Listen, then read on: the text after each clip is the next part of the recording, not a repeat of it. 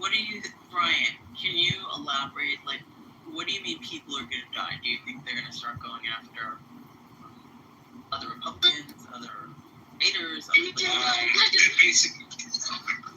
basically means, oh my God, I'm trying right now. It basically means people will get revenge on basically the people that killed. When they see, I've been seeing, I don't know if they're conspiracies. That's why I don't speak on it, because I don't know if it's conspiracies or not. Who's behind whoever killed Charlie Kirk? But when they find out who did that, people are gonna die behind that, and those people who were behind it will die. You mean you don't think the man they accused of killing him killed him? Or you're saying who backed him? Like, let me tell you something. Because just because they don't got a do-rag and a bandana and they're throwing up gang signs, that don't mean that they're not a part of a criminal organization. Nobody kills nobody by themselves. Ain't no such thing as killing my. Put your seatbelt on. Hold on. Ain't nobody behind killing people by themselves. Everybody's in the gang. You understand? So when they find out what gang that was, I know you're thinking of a conventional blooded. I fucking hoodlum. But at the end of the day, they're all mafia.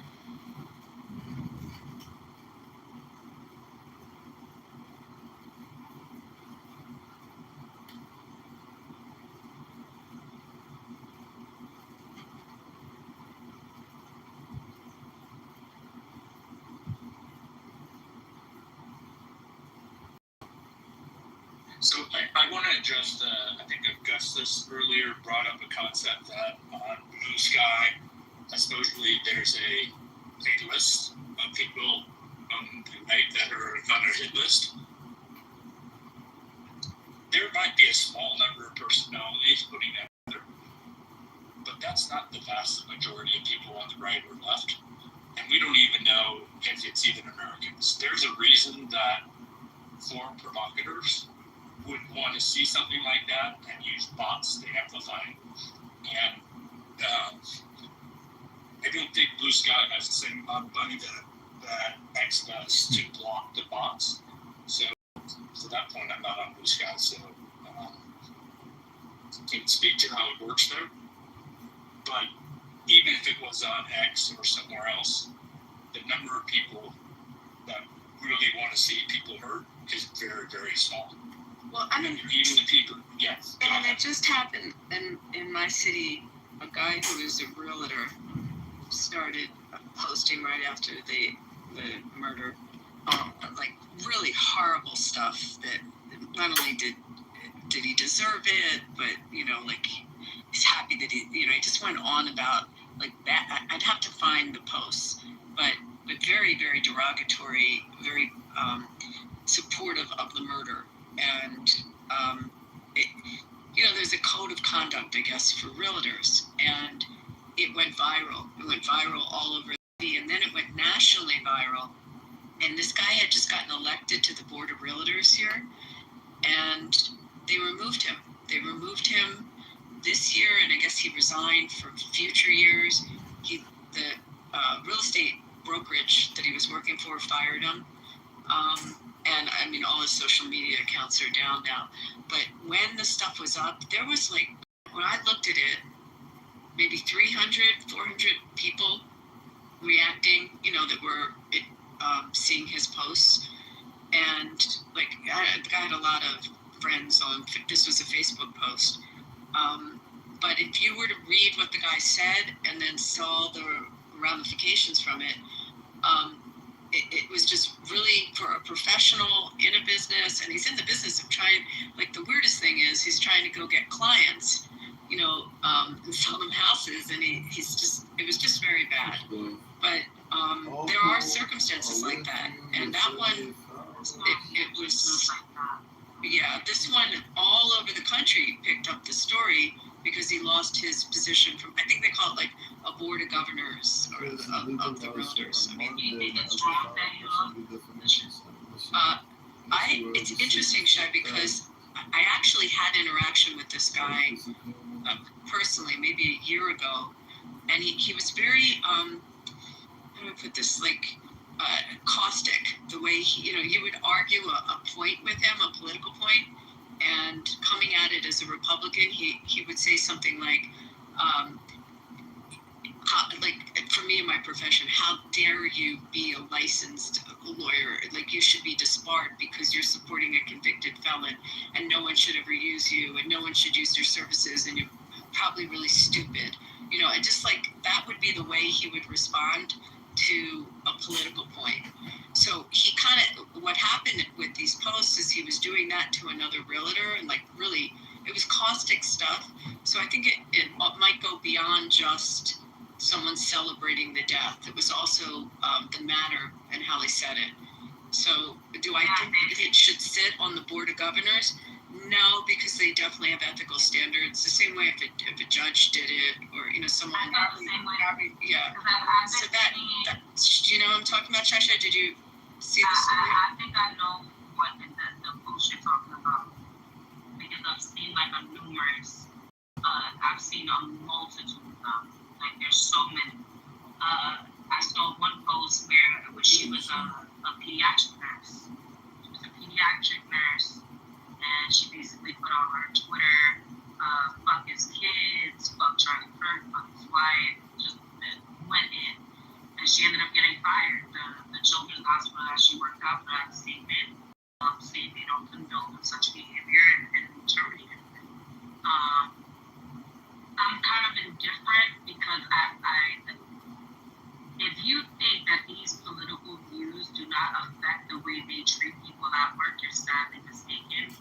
So if it's someone like a nurse or a surgeon or even a teacher that deals with children posting egregious things like that, I think they are deserving to be fired. The only thing is, it is qualified as free speech. As long as you're not inciting violence, I believe in your own thing.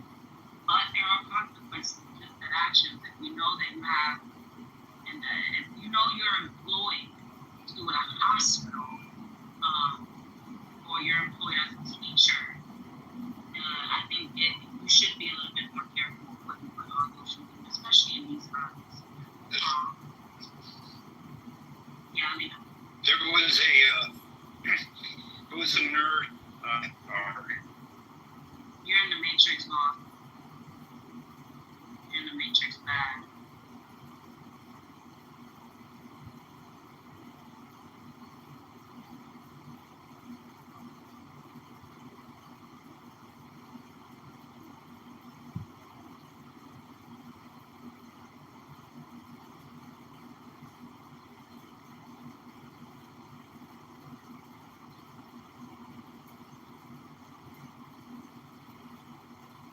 We are look, I think it's awful for these people to post stuff like that, and they need to think for themselves. If they truly believe that it's okay that people die, I think it's awful. Unfortunately, we're in a world where someone like Elon Musk basically implied everybody left the center was a bad person with some of his tweets on Wednesday. And that is also inappropriate. The thing is, he's been able to monetize it. He is where he is because he's had such a large following, and people misunderstand him getting away with other people being able to do it. And that's very unfortunate. They also misunderstand being provocative and going way too far. When someone dies and there's real life involved, it's way different than saying something provocative like Elon has done many times, and also the person that's posted above has done. By the way, I don't know if somebody posted my photo. That photo was just only to point out the political violence that the left promoted since 2016. Wow. So that's the only reason why I don't know. It's not Yeah, Is the left a bunch of paid people that just switch whenever they're told? Because a lot of these people were pro-Trump at one point before he ran for president. So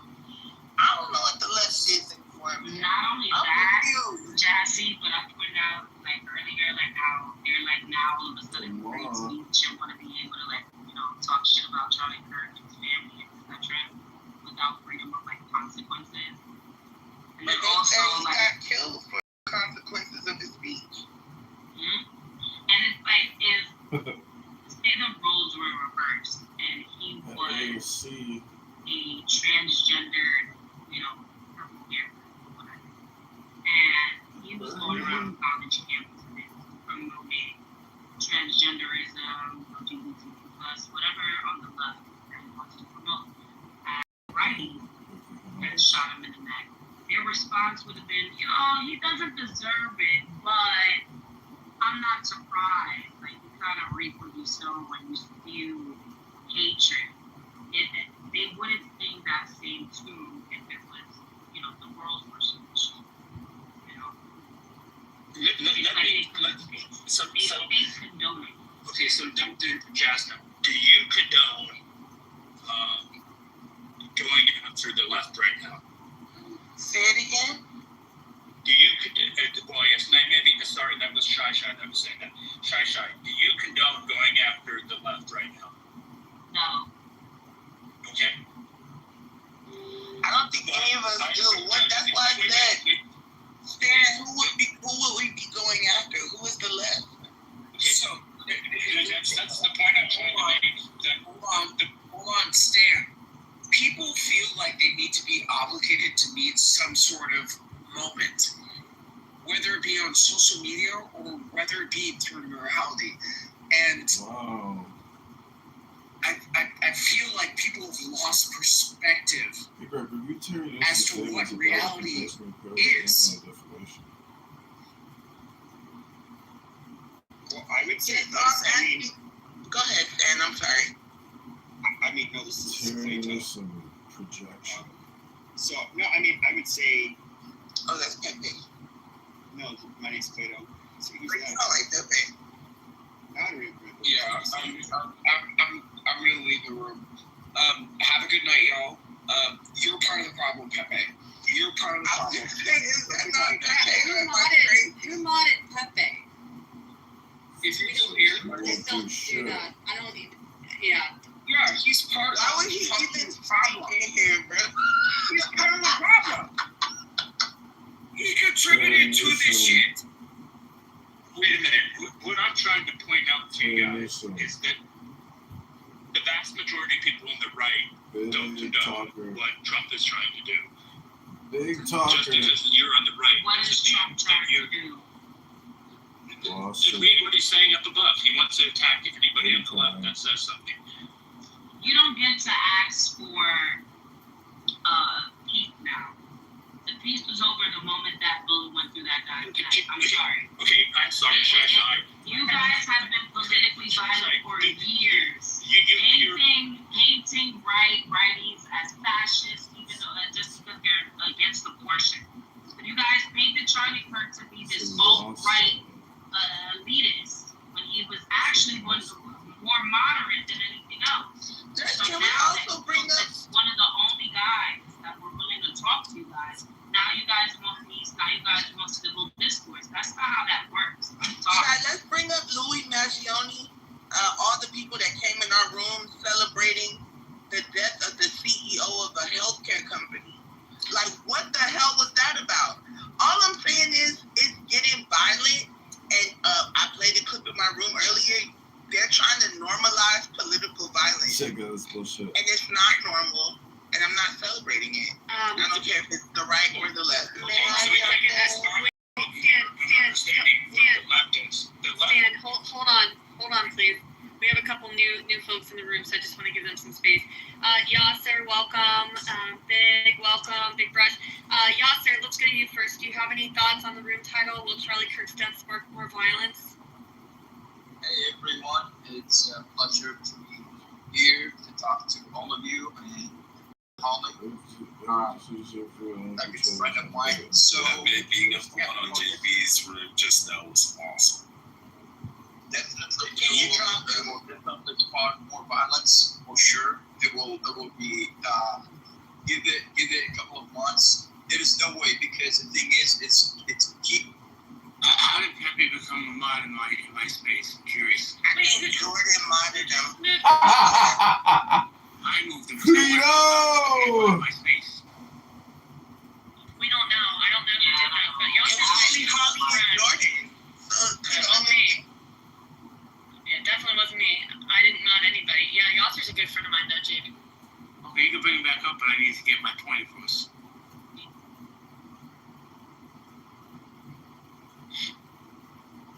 Like, good to talk, or what's going on? Yeah, sorry. Now, what happened was a coup, and because they made coup, and it's very simple, now they are trying to push it to SLMIO. They try to push it to SLMIO. Like they try to. And they had to boom the room. They had to boom the room.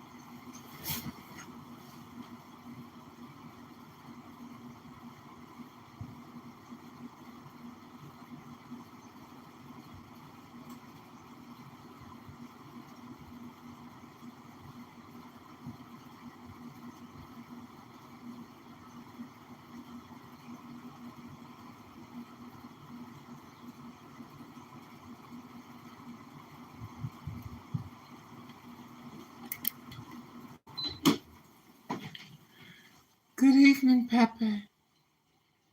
My name is Jaya. Thank you for holding this room.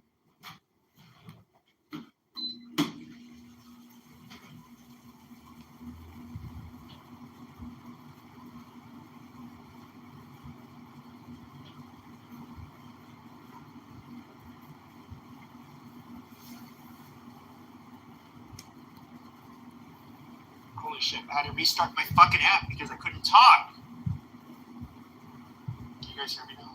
Yes, we can hear you, dear Cleto. Shut up. So, this is some shit that's pissing me off. So, who's going to replace Charlie Kirk? Now, this is some shit that's been kind of like getting on my nerves.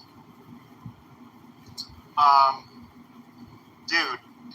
Okay, so Ben Shapiro's kind of old school. He's kind of been like doing this shit, right, on college campuses. But then you have fuckfaces like Rabbi Shmuley and dude, I'm not like somebody who get into like conspiracy theory stuff, but all I'm saying is I just like I'm really kind of like worried what kind of influence we're gonna have now.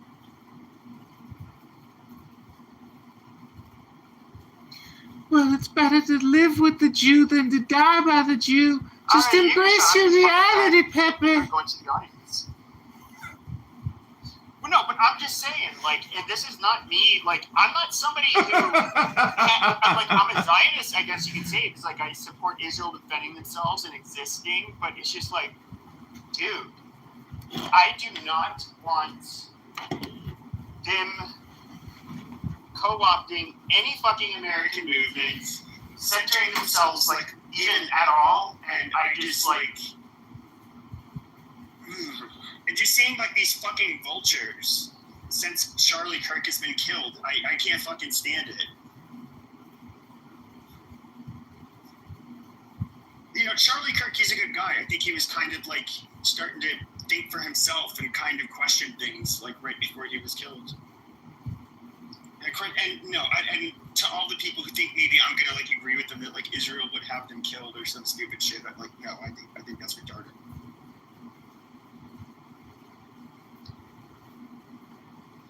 But yeah. Yeah, There's some wild Israel conspiracy, bro. Like, what the fuck you guys pulling this shit out of, man? It's like Mossad is gonna kill like a beloved man close to the president. Like the vice president and his wife were like, they flew with her, and J.D. Vance was helping carry the casket. President Trump made a speech, gave little, like, I think one news reel on Instagram and then like a short speech online regarding Charlie Kirk. Like, he was good friends with them. And like the last thing that Israel would want to do is like piss off, the one party that fucking supports them in America. Like, I don't know, it's dumb.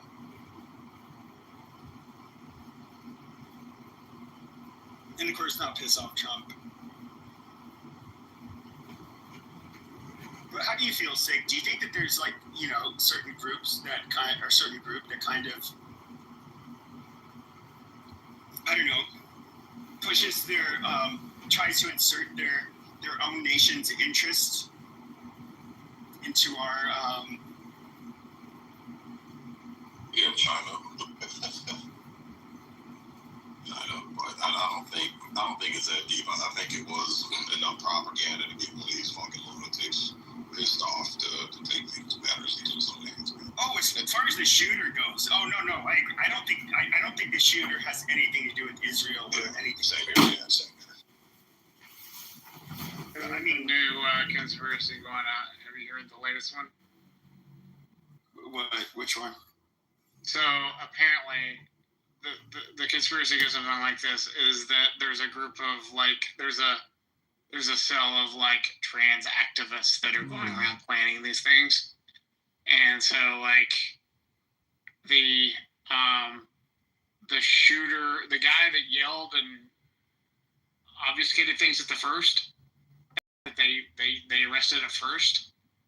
Supposedly he was actually hired by this group, and then it's apparently a group on Discord, and they planned out the whole attack ahead of time. It was multiple people, like trans activists type of people. That's the story I've heard, and it's it was the guy's boyfriend or girlfriend or whatever, is trans. They called him the roommate at first, but it's actually his partner. But yeah, it is his partner. So multiple sources have confirmed that. Now there are some weird things that happened. There is, I don't know who it is, but there was an account where there was they knew what was happening before it was going to happen, or they? Yeah, it was somebody said like the day before, and it was a picture of a trans woman saying something's big is going to happen. Charlie Kirk is coming to my school to speak, and it's just like, that's weird. It could be a coincidence. I have no way of knowing. Well, Charlie Kirk was coming to my school to speak, and then a little bit later, and then something big's going to happen tomorrow. That's what it said. It's in my profile right now. The woman is not related to the account. No, this person actually goes to the same university, UVE, or whatever, Utah Valley, whatever university. And this person actually stated the day before, said, "Oh, Charlie Kirk's coming tomorrow. Somebody should obliterate." Check your facts. So the person in the picture. Okay, I'll read the fucking. I'm not talking about his partner. It says Charlie Kirk is coming to my college tomorrow. I really hope someone evaporates him literally. It says let's just say something big will happen tomorrow. So the Omraz account, right? Okay, is not attached to the person in the picture. Somebody took those two pictures and took the Twitter account of the person that put Omraz and then added that picture to it. No, we get it, but that's not the point of contention. The point of contention is that it's really weird. Because I remember when I don't know if it's still up, but I remember when it was up, somebody said that. Somebody actually posted that on Twitter the day before. And once again, it could be coincidence, but it was very odd that that happened. That apparently say that they want to kill Charlie Kirk. Well, I mean, there was also some published back in February, I think, that was talking about Antifa having activists. No, I said Trantifa. Trans Tifa? Yeah, that's the new nickname for these trannies on the campus. Yeah. They're called Trantifa because they all. I mean, a lot of them allegedly do. A lot of them are homosexuals and kitty diddlers. So yeah, that's long been known about Antifa. It's like the one way when you're such a degenerate. What's the one way you can feel special and like you're serving a cause and you're fighting the good fight? So join a group of degenerates and I don't know, do something. Well, Pepe, I got like a really good saying. It says that not all homosexuals are pedophiles, but all pedophiles are homosexuals. I like that. Amazing. I came up with it. Not really. There's like a dude on this app that was like caught in 4K and he like touched a little girl. So. I'm saying the same. I'm trying to coin it. I know, but I'm saying the same. I mean, there's like little girls that get touched by weird dudes too, though, which doesn't make sense. Well, no, that's all. This is a gross topic. Yeah, that's what I'm saying. Not all pedophiles are homosexuals, but all homosexuals are pedophiles. That doesn't make sense. No, I don't agree with that. Anyways, I know this room title was not good.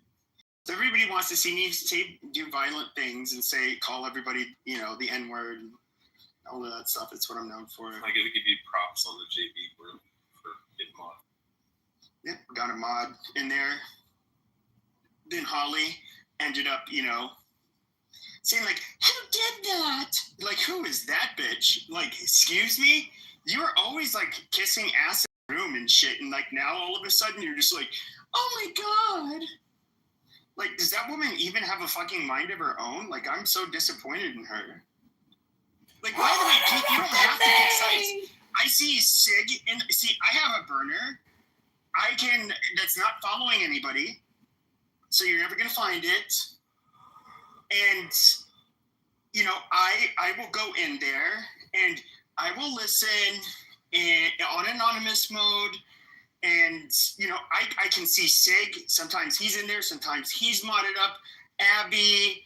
All of these people. See, I'm not like Jay. I don't say, how dare you went into his room? You fucking traitor. Oh, you fucking faggot. Oh, you suck so much. Like, I don't do that. But, like, she's one of those people that got bullied into, like, oh, I guess you're right. Pepe is a horrible person. And it's just like, dude, he's like bullying you into submission. Like, you don't have to take his shit. Like, it's so weird. And I got so bored of talking about this fucking homo that I just stopped, like, I actually kind of stopped making rooms after all that drama because it's just like, well, this app is still gay and boring. And, I just thought it was really funny to show this motherfucker that I don't even make rooms anymore. And like, oh, guess what? But I'll make them at the same time as you. Oh, guess he's getting more numbers. Amazing. The best moderator on the Clubhouse isn't that good, is he? Not that entertaining. Well, I mean, for the most part, I've left this app for for a long time. And it's kind of come back and it's just like the same toxic bullshit. No, it is. You know what I mean? No, it's very toxic. I go into a room and I get kicked out, and I'm like, why the fuck did I get kicked out? Who was in there that I knew? I pissed off like 2 years ago that all of a sudden sees me in a room and now has to kick me out of the room. You know what I mean? It's stupid shit like that. Like, what the fuck? I mean, I don't have as much of an issue on Discord as I have on here. That shit. Yeah, I mean, on here, I will just be like, you filthy nigger faggot. Why did you throw me out of that room? Okay, let's talk about your PTR, you ugly bitch. Like, I go straight to hell. Fuck these people. People say, oh my God, you say horrible shit. No, I actually am like, I'm actually, holy shit, when you see black people, here's fun. Okay, Goats is a good example. Goats again. Okay, he'll be in a room, and he's smarter. He's probably smarter than me and all that shit. But he's also a university professor, so it is what it is. But he'll be like, oh, I hear you talking. Oh, so it's more nigger babble. Mm-hmm. Nigger babble. Okay, brother, go on with your nigger babble. And I'm just like, Like, I can't imagine, like, me saying that shit. Even though it's exactly what I'm thinking. It's just like, I watch how they talk to each other. Because, like, white people, we just say what we want to each other, but we have to, like, oh, shit, they're black. We have to be sensitive. But then, you know, but yeah, black people don't have to hold off on us. Like, we have to, you know, walk on eggshells. Yeah, and it's just like, okay, then, like, why should we even debate you guys? You guys are just assholes. And certain stuff is off limits. But yeah, it's kind of funny. But yeah, Goatsy, he is funny. He's a I think he's more of a classic liberal, but I don't know. Did you hear how much of a narcissistic piece of shit fucking Adams was? Every time Mike, he would bring the conversation back to him and having to call the FBI because somebody threatened him allegedly. Supposedly. Yeah, well, I don't even want to get into it about Adams. I mean, him and I were cool for years, and so were most of the people in my circles on here. So yeah, I don't. He did say something tonight, like, I'm part of the problem. And he was talking about, like, violence, and I was like, what the fuck are you talking about? Yeah, he was like, I actually say how it's like this violent. I've said nothing but bad shit about. Like, I talk about violent crime and violence in general, saying how it's bad, but I don't sit here and talk about, like, oh yeah, you guys, you know what? You just go ahead and find you one of them black men, and you ready to just rope them up, or, you know, something stupid like that. Like, I don't do that shit. That's like the easiest way to end up on a watch list too, by the way, like advocating for violence. Yo, did you publicly denouncing all the? Yeah, he's scared. He's just being a bitch. I know. I gotta give him props though. He could have went the other way, which is what I was expecting. I mean, I think he's matured. Yeah, he's just kind of scared. Destiny sucked him off into maturity. Yeah, that's like in such a big open secret. It's like we've known about this for years. Like, Nick Fuentes is a homosexual. I don't say this because I disagree with him. I don't say any of that. He's actually somebody I was proud of, like 6-7 years ago. I remember seeing like this kid and his followers. I'm like, holy shit! Like, I have faith in like the younger generation, even though I don't agree with all of his shit. But dude, this guy's never had a fucking girlfriend. It's known that he's, you know, there's a couple of other people that he was known to have, you know, to do stuff with on the right that were not straight. You know, you can also look at the times where he's been exposed with like what kind of porn he was looking at when, you know, screen sharing. It's, dude, the guy's gay. Like at that age, how can you be like, what is he, like 26, 27? And he's not been known to be with any woman, like at all. But there's definitely the men. There's the porn you've looked at. And why are so many priests gay? Oh, I think I can answer that. I think that one of the conspiracies is that the Roman Catholic Church takes all the women who have like extreme sexual proclivities and stuff like that, or nymphomaniacs and can't control their sexual urges and stuff like that, and also homosexual men. And I think they force the men to, or try to coach the men to becoming priests and nuns. That way they're celibate. That way they don't. Well, yeah, if you're like a gay person, what is a respectable? It's a good ideal, but no, it's not. It's not that. It's not that. It's just like, you have to think about it like throughout history. If you were a gay man, especially like 3 centuries ago, if you can, like, what is a respectable thing you could do if vagina is ooey and gross? You become a priest. Oh, very well. I think the problem is the celibacy, the pledge of celibacy, and then you a bunch of grown ass men, and we know men are fucking horny anyways.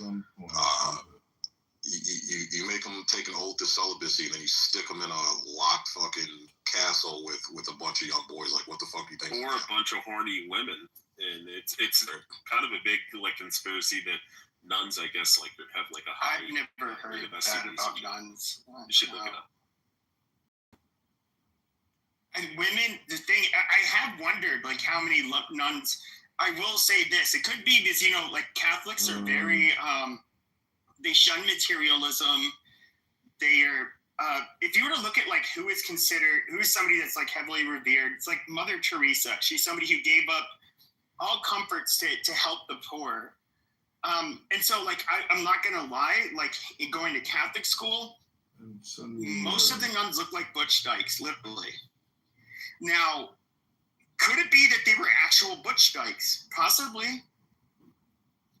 But I don't know. Like, I can't prove that, really. So where did you? Or maybe they were like so unmaterialistic and just so for serving God that they didn't care about trying to appear good looking. Also, where did you get the 6?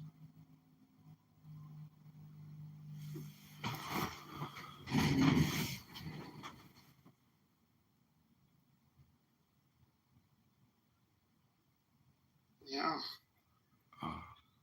I did see the Pope did say he's praying for Charlie Kirk and his family. It's a nice night, even 30 minutes. So this title is probably killing me. Everybody wants me to be unhinged and stuff, so I might as well do it.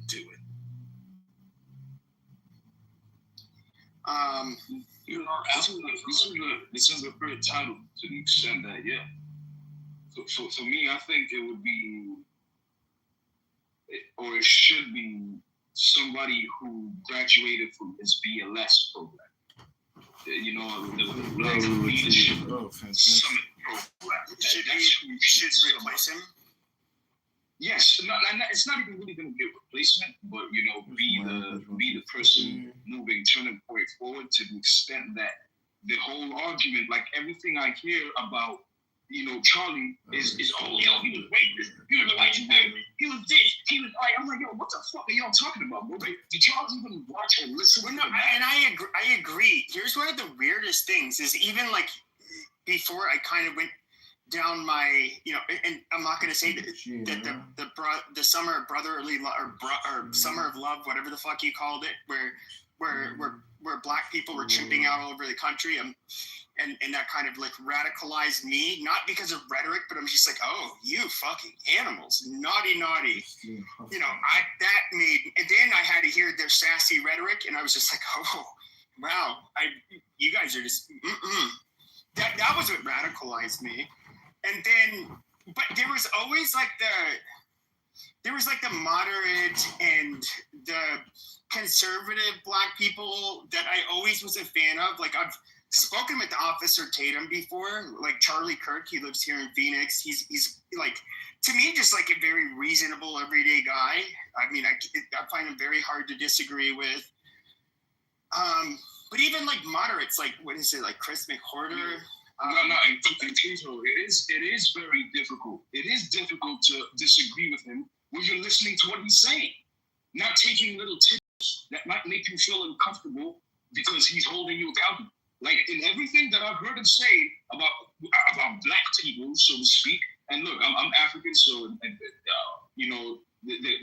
most of black people want to delineate from first generation immigrants, so to speak, but I'm an American born East African. Let's just put it that way. My ancestry is from East Africa, but I was born in America, and I appreciate what America is. You know what I'm saying? These people that don't understand where you live, like it's like do you know where you live? There is nowhere else on earth that, especially if you want to bring up the black, you want to live in your skin. Okay, you're black. Pack up your bags and go anywhere else on planet Earth and make something of yourself. Go ahead. I do think that would be. And he used to do that. I think that would be like a radicalization or de-radicalization program. Is you take all the blacks that like to bitch about the United States, and you say, okay, Uganda, you go. Go somewhere else. Here you go, Zimbabwe. And they'd be like, what do you mean, motherfucker? I ain't got no motherfucking Section 8. Where's my goddamn food stamps, motherfucker? And they would be like, fuck this shit. I'm going back to your money. You motherfuckers is evil. Hey, yo, check this. I'm speaking. Hold on. I'm speaking from one of those. I come from a more affluent side of being from Africa. You know what I'm saying? And I've been back home and I've observed and I've seen, especially after leaving, coming to America. I came to America. You know, I was born in America, went back to East Africa, grew up there, came to America as a teenager, and then went back to Africa as an adult. And I was like, holy fuck. You know, this shit started to make sense because I come from a well-off family. Not too many people come from a well-off family. You know what I'm saying? But what's the funny thing that happens is it's not even just black people, Latinos, Asians, Europeans. Everybody wants to come to America. Everybody, because there's something about America where you can make something of yourself that you cannot do elsewhere on planet Earth. There is, and that's why I'm saying, like, hey, you think, black, blah, blah, blah, America, this, America, okay, pack up your bags and go somewhere else where you can do what you could have done here in America that you didn't do. And because of white supremacy. White supremacy stopped you in 2025, right? In 2020, let's fucking hell. Let's go back to 2010. In 2010, right? White supremacy was stopping you from doing what you can do to make something better of yourself, but you can go and do that somewhere else on planet Earth. Ain't no fucking way, bro. And I've been to Europe. You know, like I'm well traveled. Let's just put it that way.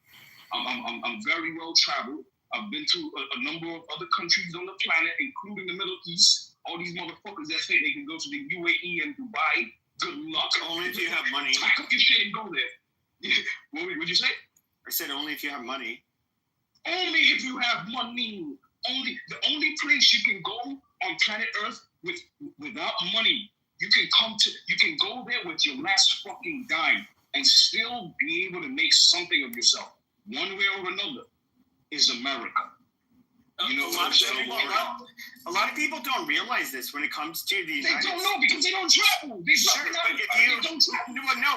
This is not from traveling, but if you look at the economic mobility, for example, even in the country that spawned ours, which were the UK, the economic mobility there has always been horrible. You've always had a two-tier health system, two-tier school system. The chance of remaining like lower class or working class and being able to move your way up, it is so much different in the United States. Have you been to UK? We're a place that no, I haven't. But hold on a second. But UK is hold on a second. But like it is a lot easier to move yourself up into a different economic class here in the United States. Like that yes. It is something that everybody. And part of the reason why we're so successful is because we do make it easier for very intelligent people, because not everybody. I'm not going to be the next Mark Zuckerberg because I'm not as smart as him, or whatever, or as sleazy as him. A combination of both. But he, if you are a very promising person, you can definitely come here, and that's why entrepreneurs come here from all over the world, because it's a lot easier to make. To blow up here in the United States as opposed to the rest of the world. So, Lord, I have a question about Charlie Kirk for you. I just have a question. Do you agree with Charlie Kirk's statements that Islam is demonic and evil and false, and that Muhammad was a pedophile? That Islam is what? No, demonic and false, and that Muhammad was a pedophile. I wouldn't, phrase it the way that he did. This is so unrelated. Who cares? I don't know. Just asking. I didn't know. You can bash Muslims all you want, but like we're not even talking. I don't. It's like he had a surah in his. It's like if we're talking about economics and just like, hey, do you think it's okay to call black people the N-word? Do you mind if I say the N-word? If Charlie Kirk said that, I would ask black people. Page 4. Like to your question, look, like, and I think you said that because you looked at my profile, and read that Surah 282. It's about contracts. So there are particular principles, from the Quran that are viable and that make sense to the extent that it's still tied into the the Christian or the Judeo-Christian traditions. But at the end of the day, Islam is very militant. Islam is a militant religion that, and like I said, I'm from East Africa. Right? I was just getting clarification. Are you a Christian or a Christian? Hold on, I'll give you clarification. So before the transatlantic slave trade, there was the Indian Ocean slave trade. And they used to come to that portion of East Africa where I'm from, that coastline. And they used to take people that looked like me and force them to either convert into Islam. If they didn't, they would get castrated and then be sold into some type of slavery. They would castrate you. You're getting your dick chopped off. You know what I'm saying? So yeah, like hey, look, what he said, it was, you know, I'd be more careful when it comes to, you know, expressing, you know, my disparities with particular religions, because once you start attacking people's religion, you know, you're going into how they govern their spirituality, and you have to be prepared to explain and prove and show them what it is that they're doing wrong relating to their spirituality. Christianity was used to enslave black people, so to speak, but not today. You cannot use Christianity today to enslave black people. We were the first to also outlaw it, but I would say this: a lot of people say. A lot of black people like to say, chattel slavery was the worst form of fucking slavery. It was so horrible. No, if you look at the North African slave trade, where it didn't matter if you were black or European, there were actually more people from Europe taken as slaves yes. by North Africans than ended up making it to the United States. Chopping your dicks off. Yes, they chopped, if you were male, they chopped your dicks off. If you're female, they off your clit and sewing it up. That shit was fucking ridiculous, bro. No, that's true. And then what they would also do is they would so what they did, especially I'm sure they did it to blacks, but Europeans in particular, they would chain you in the galleys of a ship. So you had to shit, eat, and row like where you were sitting. And once you were too sick or weak continue rowing, they just threw you overboard and you drowned. Like that was, it's just like, oh yeah, that's, you know, but chattel slavery is so much fucking worse. And it's not that I'm trying to like make light of chattel slavery. It's just like their rhetoric makes it so that you have to have this extreme empathy for them. And if you disagree at all, it's just like, no, it's bullshit. Exactly. It's like, oh, this just happened to you. You're the only one that has experienced, you know, this type of atrocity, you know, relating to, you know, colonial powers or imperial powers that are going around colonizing and trying to take over people's shit. You're not the fucking only ones. Yeah, and that's the thing. Like, even for me, like, part of my disparity, especially, you know, on the Black American side, is that they try to negate the fact that, yo, bro, I look like you. I'm in America in 2025, so it doesn't fucking matter my heritage. Like, nobody tell me the fuck. And especially because I have locks. I have locks right now. You know what I'm saying? So I look at this like any other nigga.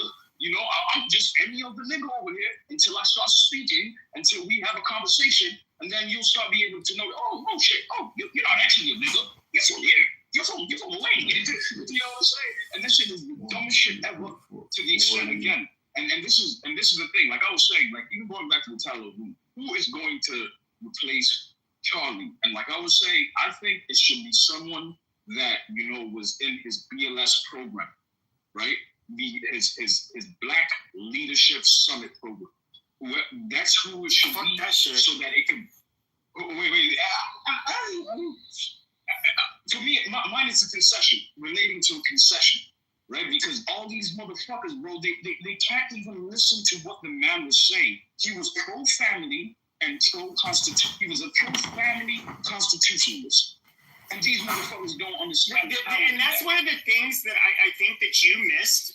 I mean, that you just said that people do not understand. As somebody who's been around the far right for fucking years, what the far right will always say is take your fucking constitution, shove it up your fucking ass. Your constitution is what has led for your country to be the way it is.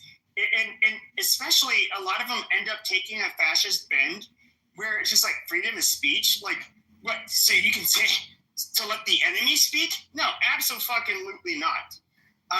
These are not people that are tolerant. And so I just find it really funny. They're not even people that are educated to the extent that people that speak against the Constitution, have you read it? Have you read the Constitution? You know what I'm saying? There's some. Declaration. There are some. No. Hold on. No. Trust me when I say this. There are smart fascists, and even like, if you were to go to like the most extreme end of the far right, which I've spoken with a few of them, they're probably in prison now. But like neo-Nazi accelerationists, which they have a very bizarre formula for how they want to achieve their utopia, and that is basically. And before I describe their what their formula is, what they seek, or I should say, some of their let's just look at their qualifications. Like William A. Pierce, he's a doctor. He was a physicist, a very intelligent man. Nobody would call him a dumbass. I believe he wrote the Turner Diaries, and it kind of serves as like a way.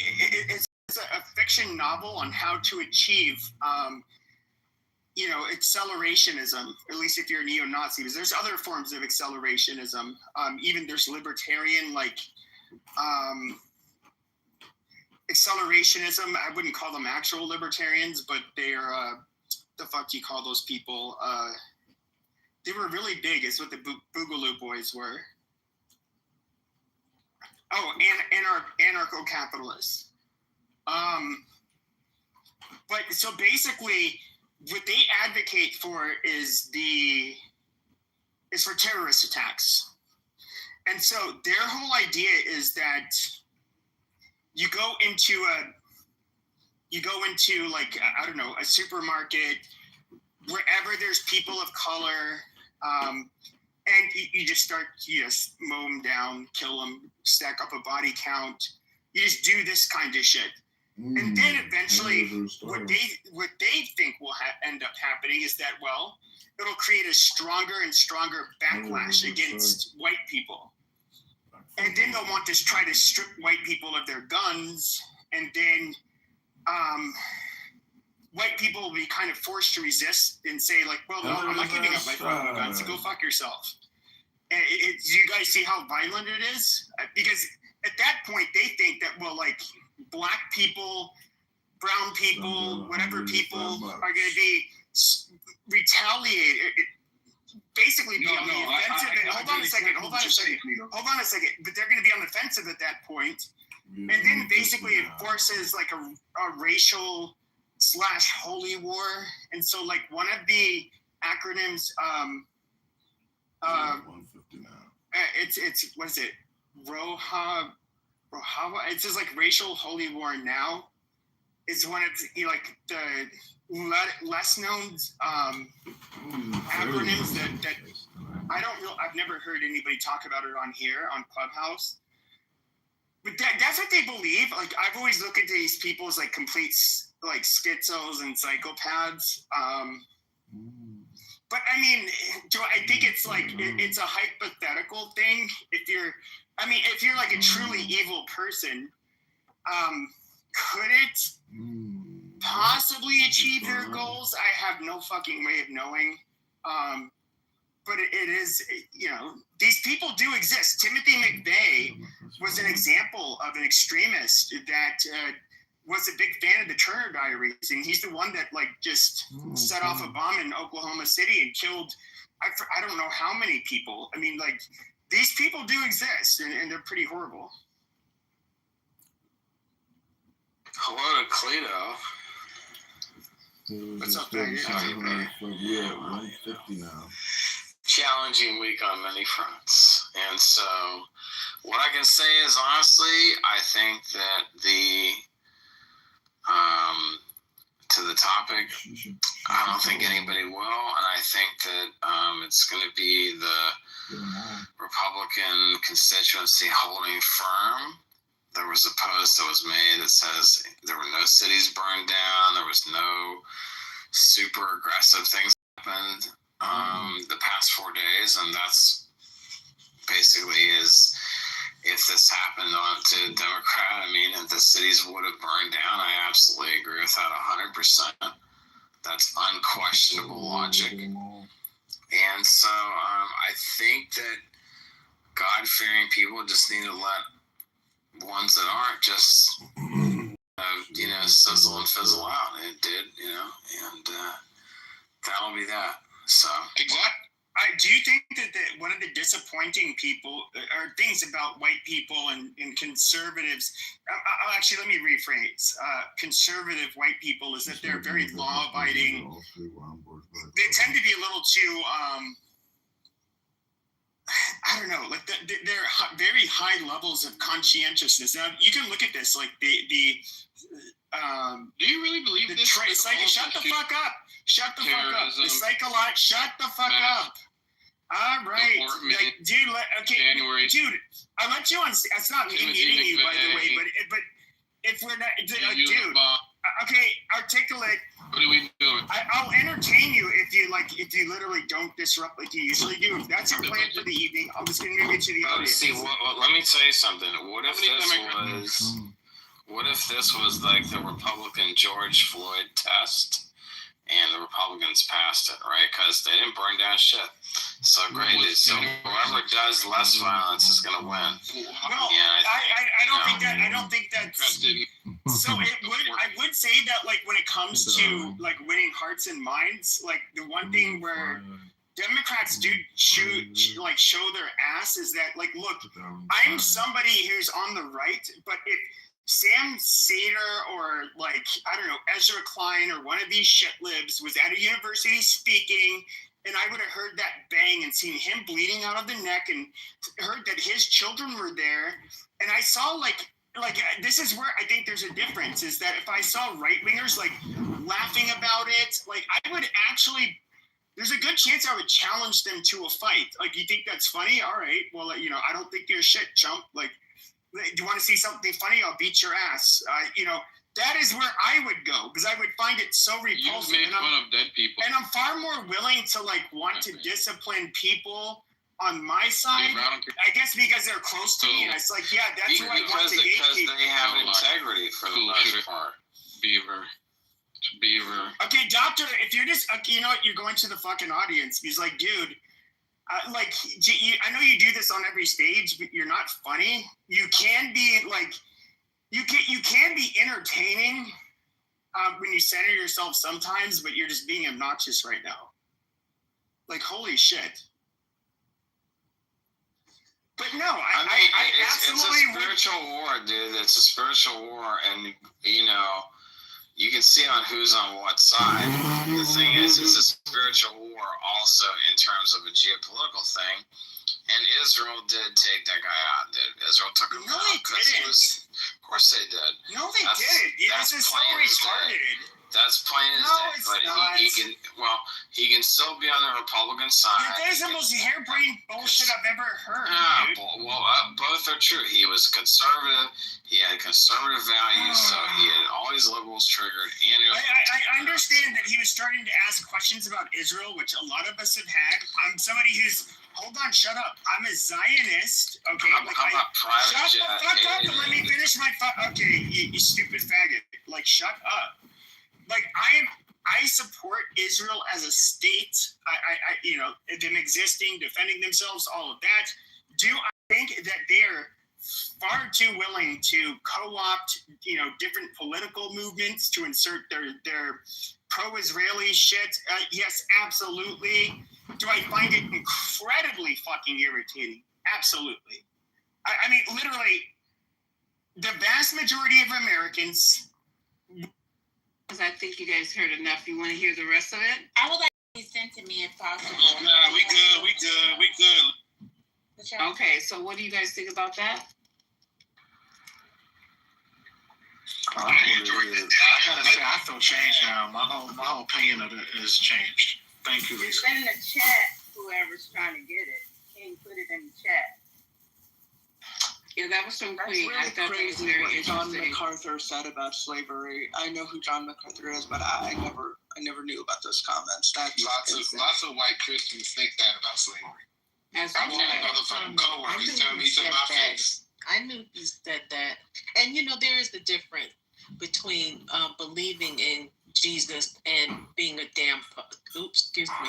Yes, say it, sister, say it, damn Between it. the follower, between Yeah, being a put it follower. where it goes, Plenty get it. of people Right. can believe in that he walked the earth. That's just a historical fact. So when people say they're Christians, it just means they believe he walked the earth. It doesn't mean they're a follower of him. These people are not followers of his teachings. At all. Hell, we wouldn't have enslavement if they were really following Jesus. But that's a whole nother story. So it's just, white supremacy wrapped in the cross. But There it is. again, that's I love that. White supremacy wrapped in the cross. Yes, it is. Wow. There it is. But There it is. But you can't the Ku Klux Klan was a Protestant. They was a Christian boy. That lighting the cross was lighting the way. That was a Christian thing. Yep. Oh, Yes, hell they yeah. were. And they could not stand the Jews. Yes, the KKK were big WASP boys. Yes. Oh yeah, hell yeah. Wow. They were the poster child. Yes, for WASP. Yes. So the Christianity stuff it's convenient, right? And it also it's also convenient so that the distinction between Muslims and Islam can be even more directly related to, like, this is God versus the devil. Yes. Right? This is the new crusades. This is Jesus versus Muhammad. So it's Oh, yeah. It sounds like the Palestinian people that be on the streets every day rioting with Antifa. But that has been, white Christianity has been a problem for a very long time. A long time. I mean, It ain't some new yeah, shit. this can even be tied into like what's happening in Israel and why Christian Zionists are extremely dangerous and how white Christian evangelicals are tied into that. They were also tied into the adoption of Indigenous children and displacement of Indigenous children. I mean, there's like a whole thing that rabbit hole you can go down when it comes to white Christianity and what it has done to this nation and Black people of color. It's actually just Right, because they don't care about the people in Israel. They want that shit because of the rapture. They don't give a fuck about the people in Israel. How do you know that? How do you know? They told you? Because that's a Christian doctrine. Oh, they told you that? What's wrong with the Christian doctrine? What's wrong with the Christian doctrine? Ain't nothing wrong with that. You need to check your Palestinian people first. In the 1930s, 20% of the KKK was white Protestant. 20% of the population was in the KKK. White And Protestant. they were Democrats, just like the Antifa. They ain't Democrats no more. They're not Democrats now. Not since Reagan. I mean, wasn't Trump endorsed by David Duke? So I'm confused. No, they call it what you call it. They call Antifa now. They don't call it by. No, David Duke is David Duke is Antifa. No, they're trying to burn federal buildings down in Portland. So David Duke is Antifa. So David Duke openly endorsed. I suggest anyone watch the DSA Utah videos. These people are evil. Answered her question. Not Grand Wizard, David Duke. These DSA Democrats are evil. What I said about him not being able to answer questions. Yeah, I'm talking about Grand Wizard David Duke. Right. He publicly endorsed President Trump, and Martin keeps skipping. He also endorsed Hillary Clinton too later on. But who became president? Like, what is your point? Like, at the end of the day, Nick Fuentes also endorsed Biden. What do you want? What do you want me to do? And what we're not going to do is keep interfering with the female talking, a woman talking on the stage. Can you please let her finish, and then you can come back and retort with an answer, and not just more, But I think the important point to take away is that because this has been so intricately linked with religion, that we do have to be careful in the ways we approach both talking to people who have been radicalized in this bullshit, but also making sure that we can't, not letting people rewrite history and idolize this person, because they're gonna try and make a statue for him or something. I think they're trying to make a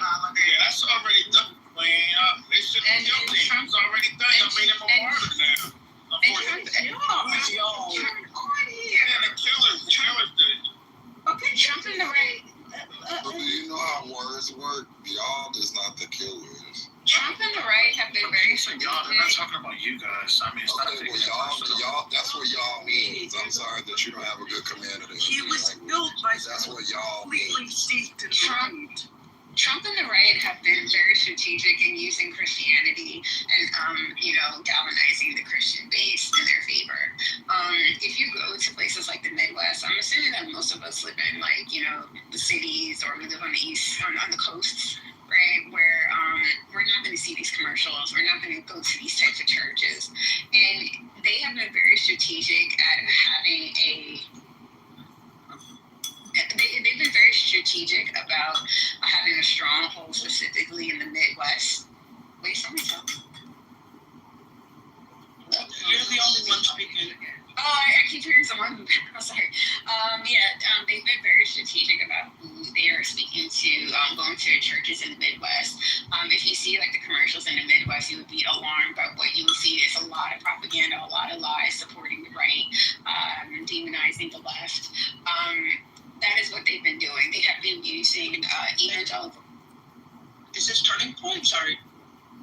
No, it's just Trump and his base. Trump and his base have been doing that. Yeah, that's what they've been doing. They have been using evangelical churches to, get voters, to radicalize people. If you go to these churches, if you see the commercials, it's insane. It's like going to another world.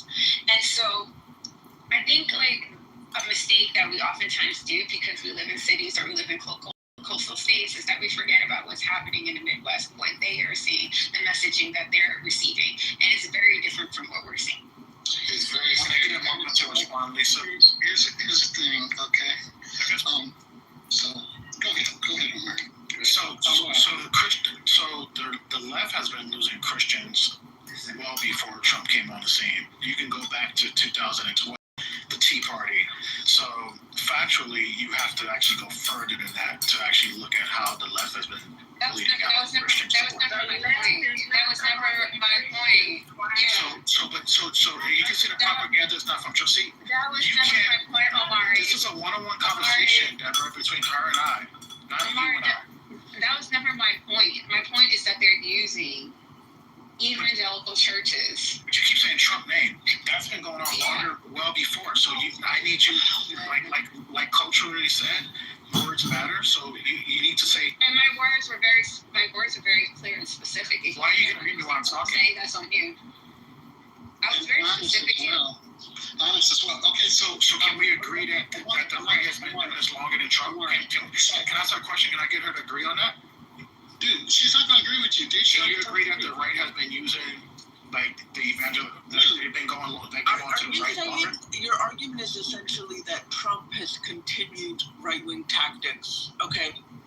Yeah, I'm trying to get her to agree with me. Can you agree that that's been going on? Why is that an agreement when you can't even answer my questions that I asked you earlier? You didn't even ask me a question. Yes, I did. And you asked you multiple questions. We wish I had some coffee right now.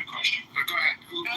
So then your question isn't good there. It's just you just I would say disagree that not trying to let history be rewritten on this particular stage. Omari had made the comment that David Duke supported Hillary Clinton. That was false.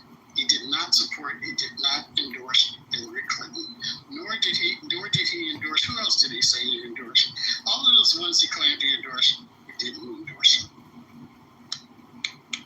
Do you want to respond to that? Because I thought that was odd that you said that. No, you guys are good. You guys are good. You don't want to respond. It's no lie. He wasn't a member of Antifa. He didn't support Antifa. Accountability for lying. Yes, you're saying these things. Omari, did you make a mistake or did you lie? Which one was it? Was it a lie or a mistake? Which one was it? Did you make a mistake or a lie? Oh, suddenly you don't want to come off the mic, huh? This is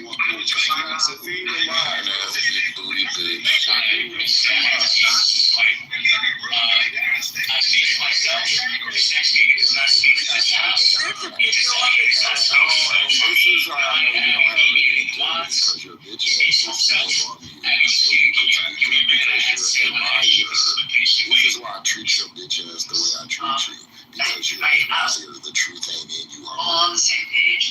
I don't consent to reporting and Kitover, So this is why I talk to you shitty. I will always talk to you shitty because you're a fucked up ass bitch. You lie. Thank you very little. Yeah, you can do the lie because you're a liar. You're a liar. But you can't even come. You supposed to come on right. All the chat when I was talking. We couldn't shut you up, but now your bitch ass can't stay on mute. It's a shame that I'm the gay one and I'm the realest nigga in here. Usually, you niggas you didn't even come off. Yeah, now you wanna come off. Did you lie? Did you lie, bitch? Did you lie? Did you lie or not? Did you lie or not? Accountability from. Hold on. I answered this. I asked her a question. She won't answer. So I'm done with you. I'm checking this man. Did you lie or not? Why did you lie or not? You ain't help Lisa yesterday. Did you lie or not? You sitting there over there like a little girl. Did you lie or not? Yeah, that's why you stayed on mute, you bitch. You softy ice cream ass. Yeah, I run you. Queens run you niggas, bitch. Queen, you are a queen. You're right, and I run you. That's why I said it. You are a queen. You don't run anything. You stupid. Are them fucking deformed ears? Are there an indication of something else going on? Queens don't run anything. Wake up, nigga. I already ran you. I just made you stay on mute, bitch. And now I got you out your body. Find Jesus. Over there sweating, not having sex, living in a... You know, find Jesus, Ralph.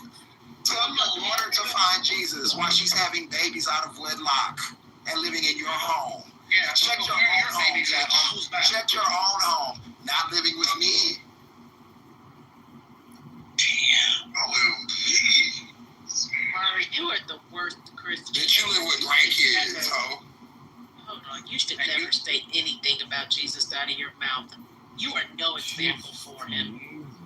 No, he needs to find Jesus straight up. Oh, God. Me and your daughter, we'll go to. You want me and your daughter to go to church together? So, because she having babies out of wedlock, not me. Your judgment. Oh my God, this is my son, and he's out of wedlock. I'm living with you. That's my son. You don't even know anything. Something's not clicking. Did you not teach him how to provide for himself? At least my son. I was out there. Your legacy dies with you. I'm a single fag with over 100,000K. So I'm paying for your kids some way. I need a report. I need a progress report, bitch. You're gonna have an AI. I need a progress report on all the kids over there. Fuck out of here. Tired of paying for you and your fucking mom ass. Your baby's gonna be a Megan or it's gonna be a little Chihuahua. Your baby is a Megan. Your baby's gonna be a Chihuahua. Your baby's a Tory. He lives with you. Producing kids out of wedlock. No. You're standing up here talking about you're a Christian. You're not gonna way to go. Way to go, Dad. Your kids are gonna be on someone's belly button for the rest of your life. Okay, well, they won't be living in my house with your whole family. What does that mean, Amari? Oh my goodness. Hey, don't jump in. Let them have it. Don't jump in. You're living on your belly button. He's gonna have to stand in his own light. That's all it is to it. Y'all niggas be trying, I'm not trying to go personal. Only reason I'm going personal with you, that's fine. That's where their kids are at. All that, niece. I got the money. I got the money to afford it. Can you pay for your kids' apartment? On your chin. Hey, can you put your kids in an apartment, or do they live with you? Your kids are on your face. That's cool. I can afford it. You can afford to have someone pop their kids on your face. I can afford it. So you pay for people to pop their kids on your face? I can afford it. Okay, I can pay for your kids. Like a donation. Because I was raised. You want that to raise? I was educated. My mother made me go to school.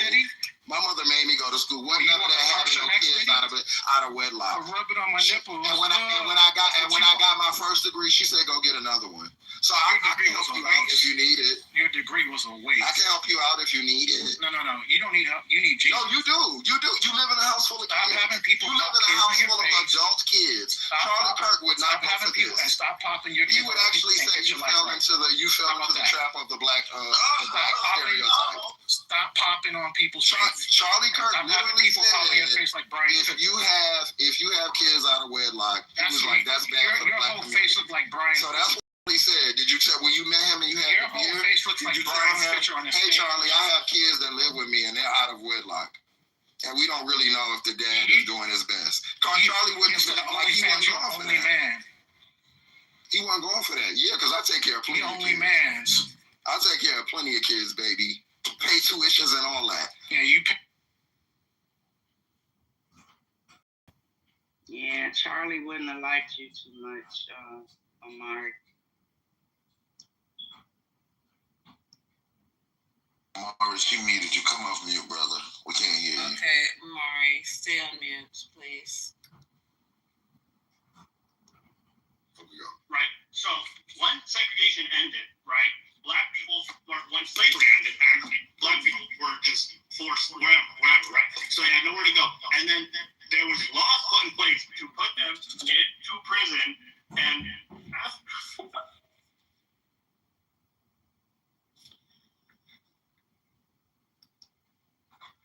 Okay, no. Hey, what's your name?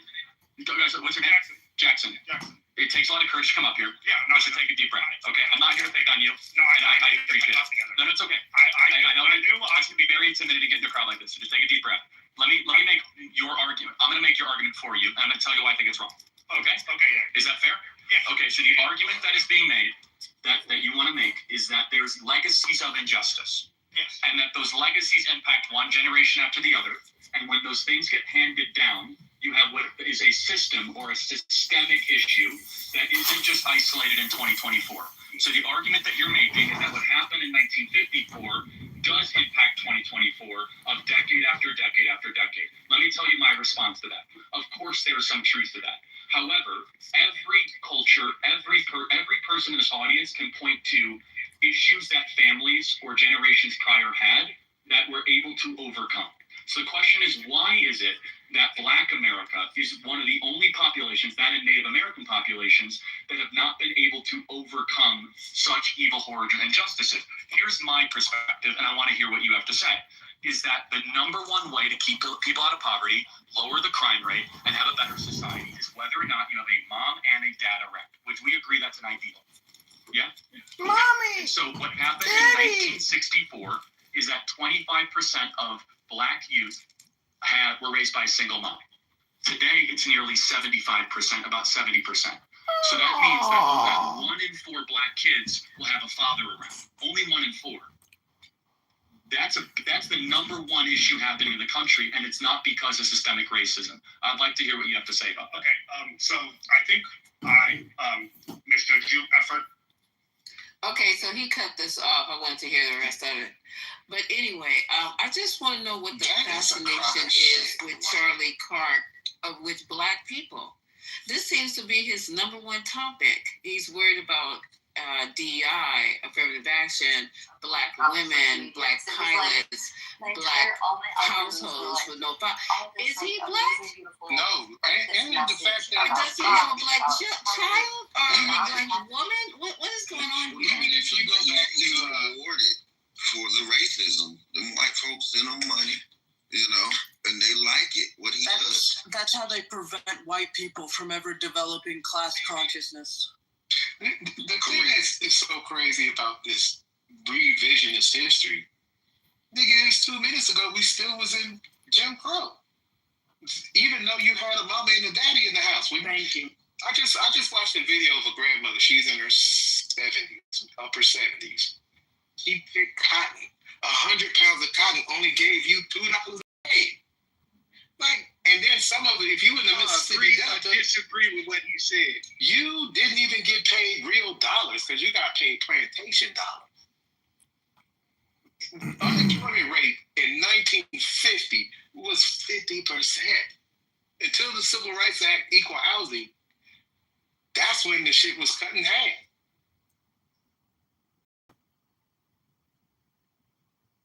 I mean, we used to get arrested and beat up. No one should not getting off the sidewalk. No, I agree, but I It was would illegal to say read for Black people back in the day. It was illegal to fucking drink from a saw fountain. it.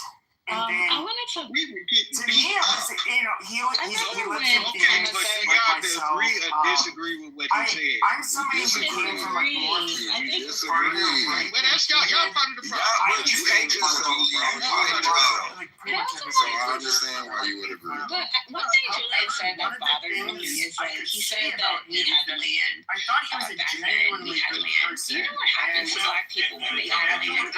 understand that white people, when they desired the land that you own, they would easily come and either murder you or chase you off of this property and claim it as their own. You know that they did that? Yeah, they did that in Kansas City, downtown Kansas City, Missouri. That is what they did. The whites, they saw it as prime land. It was mostly black people living there, and they took it over, chased them out. These people ran to the railroads, and that's why they were all displaced. They ran to the railroad and jumped on whatever train cars that they could get on, okay, to avoid getting murdered. That's what was happening. So black people jumped the land.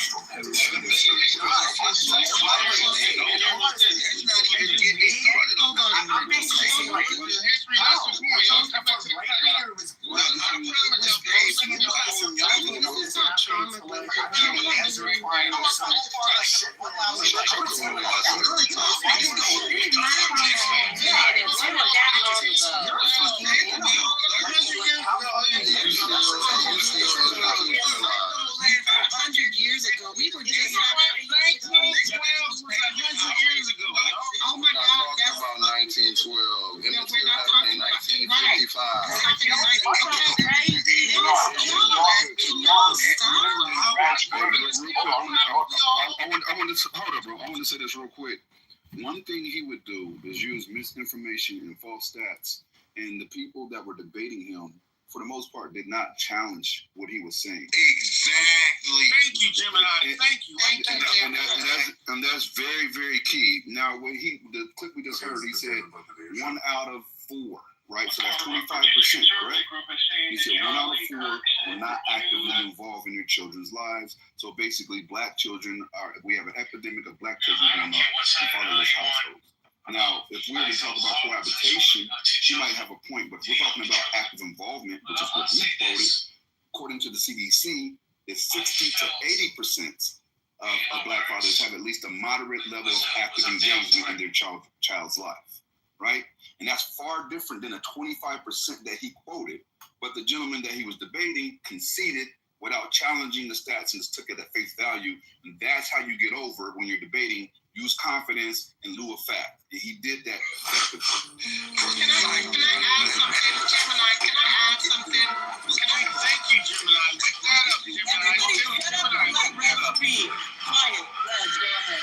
I haven't spoken on this stage, right? So I want to add some context to what Agent was talking about and add a little more context. So I don't know if anybody has ever seen the movie called The 13th Amendment. David Duane, this documentary back in 2016 about the prison industrial complex and about the prison pipeline system and about the Jim Crow laws, lynching, and what the prison pipeline actually did, especially to black men, how it impacted black men in regards to it increased the prison population. It took black men out of the homes for petty crimes or for crimes that would not have been considered to actually have been the same crimes, and how they were literally given heavier sentences, and the sentencing guidelines and structures were not given the same.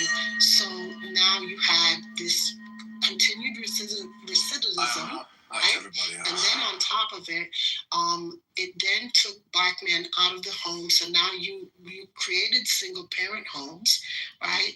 And then on top of this, now you created the prison pipeline system, where also you had young men who literally were from the juvenile system being put into the adult system, right?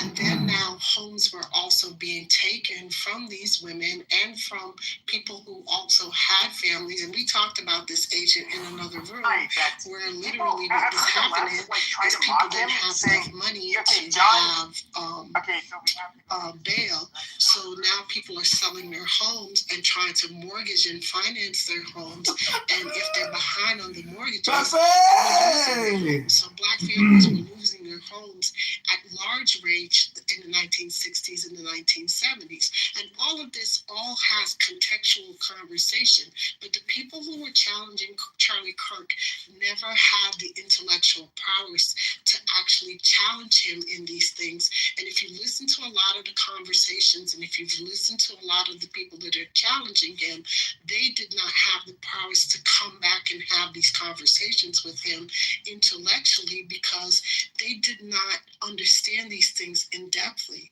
So he knew what he was challenging, and he knew how to challenge it.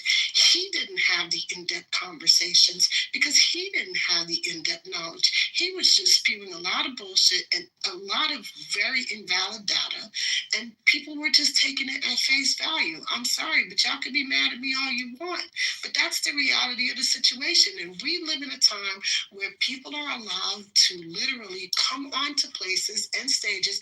I hear a lot of this rhetoric, not just in these rooms, but in X and all of these places where a lot of you people, not everyone, but I hear a lot of people spew a lot of bullshit. I heard this, I heard that. I will literally tell folks that I have gotten my data from the crime index, from the FBI. Oh, you don't know what you're talking about. Sir, crime is reported through the crime index from local and federal authorities. That is how we get stats. You only want to believe stats if it fits your narrative. You can't believe stats only when it fits your narrative or your discussion. It's either you believe the data or you don't. You can't force data or want to believe data when it's encouraging your argument. Period. And I'm going to land here. Some of y'all need to really stop listening to X. Stop listening to all these fucking platforms. Get in some books and really fucking read. Because some of y'all lack some real intelligence to have real intelligent ass conversations. I'm going on mute. Hey, Red, I'm glad Red woke that up, right? She add context to a contemporary time period where we can, all agree.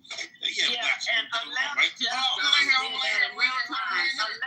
left just got through doing that very thing every time when Omari lied about support for David Duke, and a left challenged it, told him it was not true, and he went on mute. The nigga went on mute and wouldn't come off mute. So we get it. We understand. We know what's going on. Hey, but I think the problem is most people in this room here, not only in this room, but in a lot of black clubhouse, we haven't saw Charlie Kirk's content. Let's be honest, right? But hold on. I'm saying if it don't apply, let it fly. Yeah, right? The correct word isn't saw. Listen, if it don't apply, let it fly. What I'm saying is, you gotta understand, Red, sir. A lot of Charlie Kirk's content, he was talking to kids that were 19 years old, 20 years old, right? 21. They didn't have the qualified information that a Red has or a culturally appropriate has. We are in our grander years now, right? And I think when he's up against young people, they're on the defensive because a lot of this information they don't know. That was part of his snake. He wasn't excuse for you old motherfuckers that believe this shit. See, my teenagers ain't with that bullshit. But I'm saying, how many teenagers know the information that Red just provided? Not many. My children do. I'm sorry, but my kids do. I raised my listen. I raised my sons and my daughters to be that way. So if people aren't raising their children in their homes to understand where they came from and understand the historical data and understand how to read data and understand how to process information, then that's problematic because yes, they went to school. Yes, they've gotten formal educations, but it starts in the home. And if we're dependent on the education system to teach our children, you're a day late and a dollar short. That's a problem. Yeah, but a lot of It's also the point is that it's predatory. That's why he doesn't debate people like me or a person because he can't bang. And they may know the information, but you have to be a certain type of aggressive and have a certain type of bite to get up there and know his platform, know that you're gonna be posted on platform. We could go to the because he's gotten fucked up before.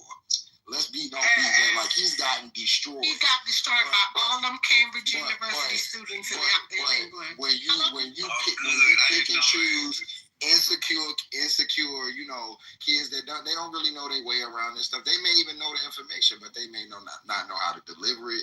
And if you bombard them, him and Candace have this very specific way of debating where they take stuff, and they ask you stuff that like right back at you and like try to throw you off your square. You have to be super confident. So it's not that they just don't know. They young, they little kids. I seen the same debate that was on there. The boy, he was a kid, but it's predatory. Why are you going there? Go bang with some adults. And that was my thing too. And that's why when he was just rushing you, Omari was getting mad. It was either Omar or Omari at the clip, and I'm like, well, no, this is the highlight because the way that he used to pose that stuff, these kids didn't know how to debunk it or rebut it. But a lot of us in this room alone, we could have easily destroyed that man. So, but the danger of it is them being embarrassed in real time with lies and not having the ammunition. He has a specific debate style that is not in good faith, right? Because you can be very specific and precise in your words, and then they'll try to repeat it back to you and say, like, so you're saying such and such is evil? Right. They have very interesting tactics to twist what a person is saying, and people are not expecting to have to correct like that. It's very Clubhouse, ain't it? They don't know Exactly. to say. That's why I didn't destroy them. I don't believe in good or evil. I'm just stating what it is. It's racism or something to that nature. But like him and Candace, they will go up and they will just take something that you say and they'll either amplify it so that it sounds ridiculous because they know that they know that works with a lot of people. Or they'll hang on to like a portion of what you said and ignore the main point. And just harp on that portion. Yes. Or they take one word and hang into it, right?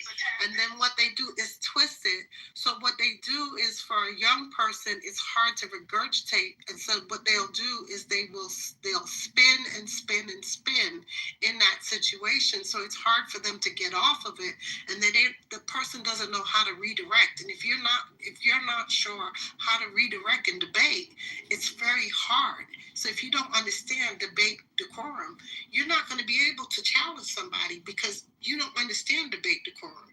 If you never took debate in school, or if you never did moot court, if you never did any of those things, you're not going to understand the tactics that they're using. And these are very basic tactics when it comes to debate. So they're skilled in it. Right. And that's why when they get in front of real scholars like Destiny, he can roll over a lot of people his age because of the way. And I agree with some of what he says, but like I've seen him be on the same stage as like a fucking Finkelstein, and like these prominent scholars, and he sounds like a child because they have all of the facts, they know the dates, they know the details. Our kids, like I read to my son, especially since we live in the burbs, I made sure that he had a sense of identity, and he also had a sense of what our history was as a people, our accomplishments, and our the fact that we're all the fucking same, right? And to not be a self-loathing Negro, right? And so, because he came across these same influencers, the PewDiePies. When he was in junior high, it was PewDiePie, and they were doing this subtle racism, even on the video games, where they would be on the headphones talking to other people playing the game, but they were strangers. They would all be saying nigga, like everybody, like the white kids, the black kids, and I'm like, dude, why did you kick in with these motherfuckers with the N-word? I said, I stopped him and I corrected him. But I wasn't even aware, like, the influencers on YouTube, that there was this pipeline that was directing these white suburban boys and some black boys on these alt-right rabbit holes. And they got a whole generation. I think it's too late. They already got the generation. That's why they had that film, Parenthood. I think it's called Parenthood or something. Shit about that kid in London who killed a girl and he had gotten indoctrinated with the manosphere shit. Like a whole generation has been exposed to this bullshit from what's the guy's name? Andrew Tate. Andrew Tate, yes, Andrew Tate, and all of these personalities. This shit has been in their heads since like junior high. My son's 21 now, and that's when I noticed it was when he was in junior high. So these kids that are coming up behind him, like they've been thoroughly indoctrinated with this bullshit. And I think we need to be talking about how to get ready to confront this new batch of white supremacists, because the internet did it. It did what it's supposed to do with these fucking rabbit holes in the algorithm. Yeah. And to your point, Queen, I think some of it do intersect, right, with Manosphere and what Charlie Kirk was doing. But remember, it was a reason why Charlie Kirk is doing this, right? And think about it. Charlie Kirk, Queen, is only 31 years old. Imagine all of us in this room at 31 years old and how we've changed to be a better person, or some of us worse. Because I just turned 30 in June, and I don't know. What are you saying? No, let her respond. I'm saying is, yeah, he's 31 years old, right? He had the ability to change. I guess we're not going to know now, right? Who among us was not a racist when we were 31? Right. Hold on. Listen. We are never going to see his development, or as Julian said, his growth and development, right? Shout out to Chicago, right? We're never going to see that, right? So I do agree with you, Queen, that some of it is a manosphere intersect, and it's a reason why. Democrats pretty much said, we ain't thinking about men, particularly young ones. Right? So it was a void that was filled. Hold on. That's why Obama had my brother's keeper. Wait, hold on. It was a void that was filled when you had young, I'm gonna say in this case, white males who felt left out of society, right? Shamed to be football players, shamed to drink a beer, shamed for these different things. So this is what this is what the country produced. A Charlie Kirk, right? This is what the country produced. An Andrew Tate. And I can go on and on like that. Andrew Tate isn't even married, sir. Hold on. Yes, he is. Father's African American. So she's going to be first to respond to him, then the rest of y'all. Yeah, and I'm done here in 5 seconds. You know how short submission, right? So, Charlie Kirk is what America's been wanting, right? And he appealed to the Generation Z, and I'm not mad at him. He wasn't my cup of tea, but I understand the assignment. And he's not here now, so he's going to live as a martyr now. What is the assignment? What is the assignment? What is the assignment? Queen went over. Anyway, I have a clip of Charlie Kirk getting folded up. Would you guys like to hear? Go ahead. If you want to respond first, or do you want to go ahead and let it get clip? All right, hold on, there's somebody on it. No, BT, it's always go ahead, Jess. Okay.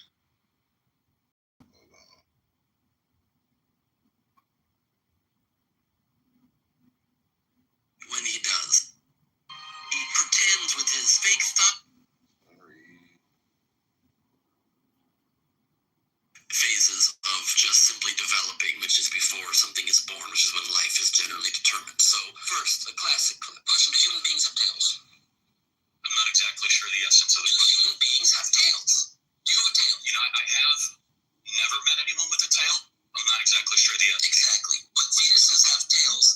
Kind of proves that at that phase, they are not a human being. They got tails. Humans don't have tails. We're not dinosaurs. Let me even show you a photo, if I may, okay? Do you truly, in your heart of hearts, truly believe that this is a human being? This, without a doubt. Without a doubt? Yes. This is a dolphin fetus. So let me. Without a doubt, a dolphin fetus is a human being.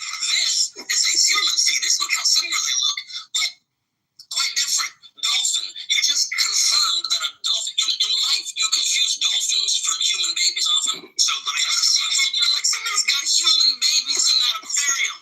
Get the human babies out of the aquarium. Well, you labeled it as a human fetus. No, I did not. Dishonest. No, I did not. So there was that. That one set the internet on fire, and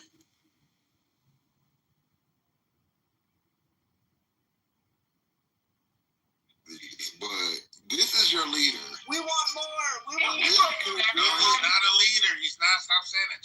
No. You just went on a diatribe about this is why y'all be dumb, bro. We do this, we do that, but you do this to a motherfucker who is going for abortion but can't tell a human fetus from a fucking dolphin one. That's your leader. This is who y'all are following into hell. Listen, we've heard this racist comments so much. Think of somebody from here and get popped up. Okay. Please give us more. Well, yeah, talk among yourself. I gotta cue it up because it's like a whole live stream. So I'll be right back. Okay. Was he actually looking at a dolphin fetus? Like, yes. Yep. He set him up, Julian. He set him up. Oh, okay. Yeah. You got. That was a. You up for the truth? But. Somebody play something. I'm still waiting to hear what the assignment was. Hold on, y'all. I gotta play some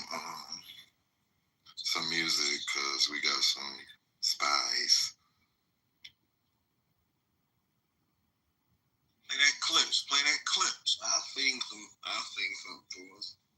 You ain't gotta wait till 9 a.m. Play that clips, coffee, inappropriate. Play that clip. Play that fight club. You gotta play something that's That clip shit is hard as hell.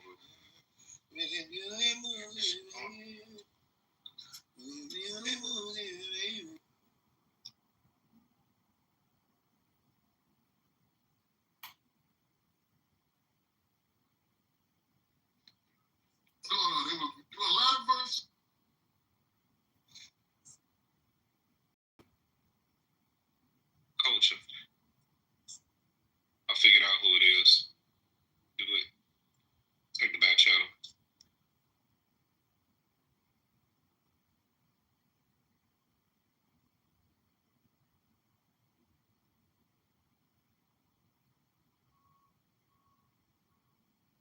Who dropped that? Who dropped that? Eve in the club. Tell the hurry up. Take off your clothes now. Say, yeah, I've been listening, and it's like, yeah, of course, he has some white supremacist views, and he was trying to change the. What you mean? Yeah, of course, like that's supposed to be a given. What the fuck? Yeah, I'm saying of course, there was a few niggas hanging from the trees, like. But he had some. He was trying to change. Hey, no, stop there. We're not gonna normalize racism. We're not normalizing racism. He was trying to change. We're not gonna hold by the way racism. We're not doing that. A lot of these young minds out here. But at the end of the day, some of the stuff, like I said, I agree with some of his points. But a lot of you guys have been disingenuous with a lot of his points that he made. Because a lot of things, when you go read it, it wasn't in the same context that y'all try to make it. Can you just tell us one point that you agree with? I just want to hear one that you agree with. Like empathy thing. Like he said a whole statement. He said he don't believe in empathy, but he said he thinks sympathy is better when you read the whole statement. You guys made it seem like he just, don't have any empathy. He just, said, I don't care about nobody. Nigga, he said we shouldn't be flying planes because we're not smart enough. No, what are you talking about? What Lisa played earlier, he was talking in the context of that lady saying that she was had affirmative action or whatever, and she got into the, her position with affirmative action. He used that plane. He used that pilot saying basically if it's a pilot that's not qualified, I don't want a person that's just black not flying a plane. See, that's you guys take things out of context and then try to make it seem like they make those things. You guys take it out of context. Wasn't his response to the plane that crashed, and they automatically assumed that like the pilot was a woman and that the pilot was black? The stories mixed up. There was a helicopter. Yeah, the helicopter. That was a response to the helicopter crash, right? But you know what? When he said what he said, what I heard, and the way I heard it, was like if we was back in the day, it's the equivalent of saying, of course there's a few niggers swinging from the trees, and Master does whip a lot of them out there, but he does say some good things sometimes. Every now and then, every day he said chicken is good, and you know what? Chicken is good. So and Julian, I'm saying, you guys don't have to make things up to make y'all point. And that makes y'all are making anything up. So Julian, I got a question for you. Okay? I'm just trying to paint a narrative instead of being all right, Julian, here's a real question for you that's related to the subject, okay? Now, he said he would question if a black pilot flying a plane, the credentials, the qualifications, right? But as you and everyone else on the stage know, Tuskegee Airmen were some of the best pilots of World War II, despite the adversity that they went through. And they're one of the reasons why we won the war. So what do you have to say about that? Wouldn't you trust a black pilot like those white bomber pilots trusted black pilots more than they trusted the white fighter pilots? I definitely trust the Tuskegee Airmen and black pilots that they was some of the best pilots, like you said. But I don't trust you guys because you guys took a lot of his stuff out of context. You're like, y'all no, they didn't take it out of context. They took us out of context. Hold on. I want to know that, brother, so you can really give it your best go. Hold up, BT. Let Alef finish what he's saying. Go ahead, Alef. Okay. So, you know how Will Chamberlain was one of the best basketball players of his day? These black pilots today are the Michael Jordans and the LeBron James of flying planes. In fact, they're the top pilots, dude.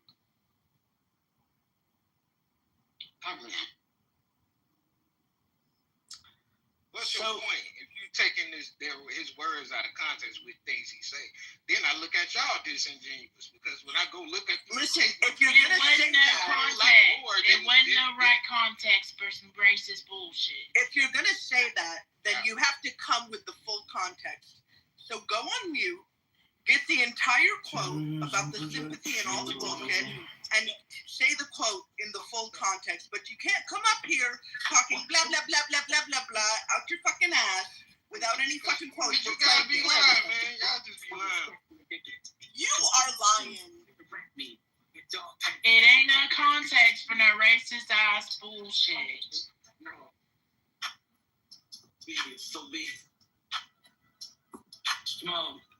This nigga is naked. You're streaming the wrong. Good evening, clean black people. Good evening. I'm naked. I'm wearing Philip Quinn bathing suit over here. What's funny watching us? I see that there's one black person that's not on code. Y'all feel like the bus can't go anywhere until they get on code? Yeah, we gotta kick their ass off the bus.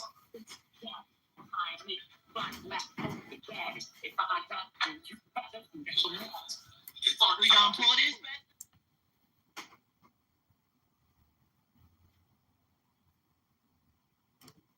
was a teenager, it doesn't even really count. It's like we weren't really trying to hurt each other, but it was my brother and I, when in our 20s, when we got into a fist fight. He ate my cheeseburger. That's what it's. That is literally up. But who else did you think of, Pepe, that would have whose death and assassination would have such an effect on his history and the nation, right? Since we've been alive, because you're like a little older than me, but not much. Well, I would say like there are, and like I said, I like to listen to like liberal podcasts to hear what they have to say. Because like I listen to and quite frankly, I haven't been listening to right-wing podcasts shit for several months, and so I'll just because you know what to expect. Because you know what to expect. Can I say this? Yes, and so like I'll listen to left-wing ones, and like I tried to listen to the most intellectual. Because you want to be King Coon and get your good nigger sticker. It's just not. Exactly. Get back to work. What's worse is that there's somebody around him who are like, yo, bro, that's not true. That's like the things you're saying. Yeah, you guys that took it. You might have said that. I got to do more research. One second, brother. But you guys, you're not about to second, brother. Yeah. Hold on, brother. Can you wait till I'm done, though, brother? Brother, go ahead. Please, brother. Yeah, thank you. Let's have some mutual respect for each other. So the worst part about it, as I was going back to music. Well, he's saying the music is there for copyright. He's saying okay, I got you. I see what you're saying. I forgot about that. Yeah, so we would like to hear Concrete and then let Julian respond because they both came up right now. What I was gonna say was, we know that this gentleman has enough people around him that somebody somewhere told him the actual truth. I'm sure that on that production team, that security team, that somebody along the line said, "Hey, bro, what you're saying is not true, and it's hurtful to good, clean black people." I'm sure even Candace probably said something, off the record, and he still ran with it, and we know why he ran with it. It wasn't his first. I doubt it. I doubt anybody on his team. Correct. You know why? Because that's why he continued. Someone said it seemed like he's obsessed with black people. No, what it was that's a safe place to attack. The threshold is so low for us. We ain't gonna do nothing. You can continue to bully us and say kind of those defaming statements, and no bad will come. But he knew to watch his mouth when it came to the Jewish community. He knew to be careful when it came to the LGB, because the thing about it is they gonna ride for what we learned from this is not to let another person like that. Is to not let another person like that speak on our name like that. We need to check that shit from the front gate. Well, what the mind sleep? They sleep. Yeah, it's people trying to come up. Y'all need to let this nigga play. Hold up, man. First of all, let me tell you why he's doing it. We have someone streaming the room. So when you have an undertone of copyrighted music, they can't stream it on YouTube anymore. That's the purpose. So we're not asleep. We're aware in the Get on code. Yeah, stop playing with the minds, bro. What's wrong with you? Shut up, dude.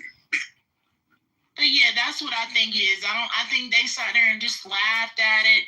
He could say all the ignorant stuff he wanted to say as long as he was attacking black people. It's funny he mentioned DEI when the actual number one beneficiary of DEI is white women.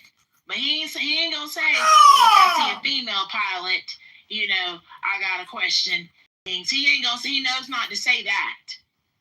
It's a reason he strategically came after black people, because he felt like we ain't gonna say nothing. And then he knows a couple coons that's gonna laugh and say, I see what he's saying, I get it, oh yeah, ha ha ha. Like some people are saying on this damn stage right now. Yeah, but sister, I don't think his target audience were black people. Like, I don't know. No, they're not. His target audience is not black people.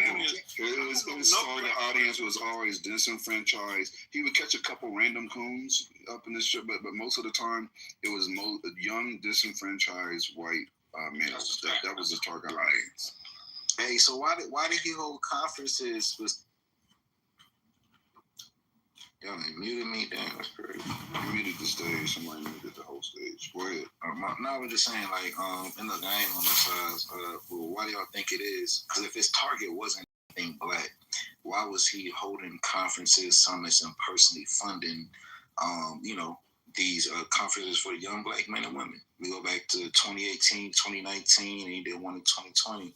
So my question would be like, why did he do that? Now, what were they called? What was the name of the conferences? It was the I'll find it. I'll talk about this in the room another day. My question is, if he wasn't trying to, if he didn't need him, didn't care about him, we at least can say he possibly was trying to convert him. Like, we can't say there was nothing behind it, because he literally did conferences for young black men and women. Wow. That was when he was with Candace Owens, and that's what both of them were being paid to do at that time, was to convert people over to Trump supporters. And brother, okay, so he was converting the young black men and women to Trump for a short time period. I think he ran an academy for like 3 or 4 years where it was focused on African Americans. But it was just for his whole goal overall, like just not with blacks, but overall, his job was to radicalize, to convert young men. Mostly it ended up being young white men. He found his target demographic to being conservatives, introducing them to the conservative side. That was his whole thing. That's where his value lied to Trump. Even though Trump was dancing at the Yankee game the next day, he didn't give a fuck. But yeah. So look, that's another question I got, right? So if Charlie Kirk, if his loyalty lied with Trump, can we make the statement that Trump is anti-Israel? That's a reach via Charlie. We can't do that via Charlie. Okay, so if we can't say he wasn't anti-Israel, so how do we explain, if we're gonna make the connection that Charlie Kirk to Trump, his anti-Israel rhetoric he been on for the past 90, 120 days before this shit popped off? Run that back. So, all right. So if he's the mouthpiece for Trump and he's speaking for Trump and he's trying to convert people to get onto the side of Trump, wasn't the mouthpiece for Trump. He was just a recruiter. So his political views probably didn't always exactly align or reflect what Trump's exact political views may be. He was a recruiter. His job was to bring in new blood, young. Okay, yeah, college campuses, and that's what Turning Point meant. I'm going to turn them into conservatives. That's what it is. Yeah, he wasn't the spokesperson for Trump. So I get what your question is saying now. Yeah, so that's all I'm saying. So, like, recruiter, whatever term you want to use, you're trying to get people that follow you, fuck with you, to go ahead and, this is Trump. This my man's right here. Like, go ahead, fuck with him. You know what I'm saying? I'm going to give you all the knowledge, information you need. This is the way to Trump with. So if that's what we're saying, then what's the conversation? Where do we feel like this shit go left? This shit get, sticky? Because I ask the question, so is Trump anti-Israel? Because we're connecting him to Trump the last 3-4 months before he passed. That's all he was speaking about. So was he a de facto? Did he go left when it came to the whole support of Trump and just wanted to do his own thing? It's not a one-to-one. It's not a one-to-one. Now, he's trying to build an argument through the Socratic. Yeah, he's trying to link a lot of shit. It's not really. It's a really flawed. It's some really flawed premises that you're operating under as well. And inaccurate too. The flaw I saw immediately was the idea that he did something for black people, or to, that said, oh, black people in the title, and therefore that's like a benefit to black people. Because, again, converting them to what? To be MAGA? Do you think that's beneficial for blacks? Even if he were to get, one second, brother. Let concrete land. Let concrete land. Go ahead, concrete. Thank you. I appreciate it. So that's what I got from your first statement. That, if he were to do something for blacks, isn't that beneficial to blacks? He would convert them. And then I just take it that profiteers don't mind where they make a profit. If they're going to make a profit in what would ostensibly be the enemy's home, they have no problem doing that. If they want to convert you, if they have some susceptible people who are willing to patronize them and convert to their ideology, even though it's destructive to the person that's converting, they have no problem with that either. It's called being a useful idiot. So I just take it that you were trying to make an argument that he's probably a beneficial aspect to blacks, and I don't see it unless you're making a different point. But I think that's you just said something I didn't even say. Who was speaking? Go ahead. Yeah, I'm going to go ahead. I want to respond to you on this. Like, he was not anti-Israel before he died. He was still pro-Israel before he died. The day before his death, he took a Zoom call with a rabbi and a commentator, preparing responses to anti-Israel comments, to questions that he anticipated coming, because he wanted to show that he was still aligned in with them, right? So when you're saying, well, the moment he connected up, he did have a couple places where he went off key, where he went off base, which is why he was preparing with the rabbi the day before, because he wanted to recap and make sure they knew that he was still on board, he was still surfing. So with that being said, bro, you can't sit here and say that he was anti-Israel when the day before he's preparing to show everybody how he is still aligned with them. Wait, okay. So hold on. Let's go with what the Gemini just said. The day before, he was preparing to meet with the rabbi to show how. No, he did a Zoom call with the rabbi. He wasn't preparing to meet. They did a Zoom call. Okay, he did a Zoom call with the rabbi, and this was to show that he's pro-Israel. And it was to prepare him to field any questions about his allegiance to Israel. So is this Zoom call? Is this online? Is this something that I could watch? That I could pull up? No, but there's articles about it. You could you can look it up. Oh, okay. And the commentator that was on the call with him, let me find his name real quick. Yeah, this was to show that he pro-Israel. Yeah, I would love to look, because I ain't right or wrong. Like, I don't know it all, but that statement. The prime minister's name that he spoke. Let's see. I'm about to find it. I just had it. While you're searching for that, I want to say Rabbi Pesach. I don't know what's up the name, but it's Rabbi Pesach, Pesach Walicki, Wolicki, commentator that was on the Zoom call with him is called Josh Hammer. And he was preparing responses to anti-Israel questions that were anticipated during his college campus tour to show he was still in alignment. So how do we? So I would say that would be an opinion. Like, and I would have to go back and I would have to literally watch and listen to exactly what you're saying before I speak on it. Because if this is a Zoom, you say this was to show his alliance with Israel. Okay, I haven't watched it, so I'm not gonna speak on it. I'm not gonna say debate you on that. Cool. But when it comes to everything else, like I mean, we can play clip on clip on clip. Like if he's doing this to show his alliance to Israel, I would actually think that's what he should be doing, right? Because there's so much content, there's so many platforms he visited on that literally is saying the exact opposite. So I would have to listen to it myself. I would have to go to the Zoom call or whatever the case is. But yeah, I mean, just to go a little bit deeper, he had a pattern. He had a pattern of aligning with people and then having problems with them and realigning. Like, he did the same thing with Trump. I don't know if you know about it. He was criticized for. They said that at one point he stabbed Trump in the back, which was only a few months before his death, right?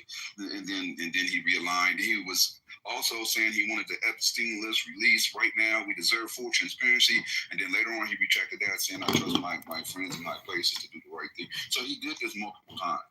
Yeah, so the Epstein thing, literally before he died, the last thing he spoke on was transparency, and we need to see what's in these files because we don't believe what Cash Patel and what the Fed is saying. So if you're saying he flip-flopped before he died, literally before he died, his last stance was literally, y'all need to release the Epstein files. I don't believe what the Feds is saying. I don't believe Cash Patel. I have a clip where he says he doesn't want to see it released anymore. I'll find the clip and play it for you. Just while you find that clip, I wanted to just say he was more like Candace Owens than he was different. And we all know Candace is a flip-flopper. And Candace Owens also immediately following his death, sat there and said that she said they were best friends. Now, this is her words. They were best friends. She said that there were a lot of things that he believed in that he didn't necessarily feel at liberty to speak about. So what it tells me is that, they were having these conversations and stuff, and he probably flip-flopped the same way she did. Now, she recently, I think yesterday, tweeted, Charlie Kirk was fighting with some very powerful billionaires that he took money from over things he was discussing. The pressure on him was immense over the last 2 weeks. The truth will be revealed. The messages will be leaked, and the movement he built will rise up. So it seems like there's something that she knows that she's trying to get out. That's a good point. So one second, I want to give you this concrete real quick. The Charlie Kirk Show, July 14, 2025, quote, honestly, I'm done talking about Epstein for the time being. I'm going to put trust in my friends in the administration. I'm going to trust my friends in the government to do what needs to be done to solve it. Balls in their hands, end of quote. Okay, mine is from the end of August, so let me get this and drop this in the chat. And that's what I'm saying. So go ahead, sis. I just wanted to understand, like, why does any of this matter? He started Turning Point USA, which is a Christian conservative group, and they endorsed Trump not once but twice. And they used their organization to, endorse conservative politicians. So, like, are you trying to get at the fact, or are you trying to make a claim that Charlie Kirk was not a Trump supporter simply because they had that one disagreement? I think she's talking to Gemini. I don't know. No, I'm not talking to Gemini. I'm talking to you, whoever. What? Oh, you talking to me? Yeah. Oh wait, the guy who was speaking earlier. Yeah, you probably federal agent. Somebody else. I kind of, Yeah. I'm sorry, state. Sorry. Yeah. Me? What was the question? Because that's the question that I literally posed. I literally posed the question when it came to Trump's alliance with Israel. My was, so are we saying that Trump is anti-Israel? And I asked that question because anti-Israel. Okay, so when it comes to the last 3 months or whatever time frame, because Gemini just made a statement from the show in July, and I got one from August. So Charlie was starting to become anti-Israel. So when did he stop becoming the mouthpiece or the cheerleader, whatever you want to call it, for Trump? Because he was never the mouthpiece. He was never the mouthpiece for Trump. He just started an organization that endorsed conservative politicians. So that's all they were. They wanted. So him going to these campuses and passing Trump hats throughout the crowd says what? That he endorses Trump. Okay, so are we gonna do semantics when it comes to a mouthpiece versus? Hold up, stay. Hold on. Because Charlie Kirk had an agenda. His movement, he had his own movement. Trump is a mouthpiece for the conservative movement. I think that's where the confusion is. Yeah, definitely. Trump is the mouthpiece for the conservative movement. It's not the other way around. Bro, that man supported MAGA and Trump, and he spread that shit. Like, what are we talking about? He's not bigger than Trump, so he's not bigger than Trump. I think to address your point, yes, we're not trying semantics, but we are being precise with our language, because a mouthpiece is somebody who speaks directly for somebody. A supporter could be a mouthpiece, but is not necessarily a mouthpiece. A mouthpiece is repeating verbatim what the person they're representing is telling them. That's not merely a supporter. A supporter could have their own agenda, their own ideology, and still support somebody else because of some like overarching goal. Doesn't mean that they are in lockstep. A mouthpiece speaks specifically. Okay, all right. That's how we're using. So I'm gonna say I agree, but how many mouthpieces or supporters of Trump have passed away or something horrible happened to them, and Trump said we're gonna fly the flag halfway? Like, come on, let's be for real. Are you just saying Charlie Kirk? All right, so you let's use the definition or the term. Hold on, brother. Let's use the term supporter. And now the question is, why does this supporter get so much reverence? Is that the question, basically? Yeah, we can go with that. All right, great, because he really appreciates his work. There you go. He really appreciates it. He's highly indebted to the work that he did. There it is. Gemini, are you there? Gemini? Any of the mods there? I'm right here. I'm right here. Can you remove John Kitover? He's saying that he's going to report everyone in this room. He's in the goop. I'm not giving him too much attention. Yeah, he don't got no power. He feeds off of that. I don't want him. He's got 1,000 accounts. I don't want him adding me. I don't. He's gone. He's got 1,000 accounts. He's gone. He's streaming as well. Right now. He's still streaming. Guys, motherfucking YouTube channel. I believe what the last gentleman was saying about he was indebted. I agree. It would look really bad given all the rhetoric and all the stuff that Charlie was saying pro-Trump. It would look really bad something wasn't done, some type of commemoration or whatever. I also think this is the right weak attempt, I'm going to put it like that, to try to turn this man into a martyr, to try to make it look like we put him on the level of a JFK or MLK, and to rewrite history. Because many of us were not that familiar with Charlie, but I'm hearing that now it's getting global attention.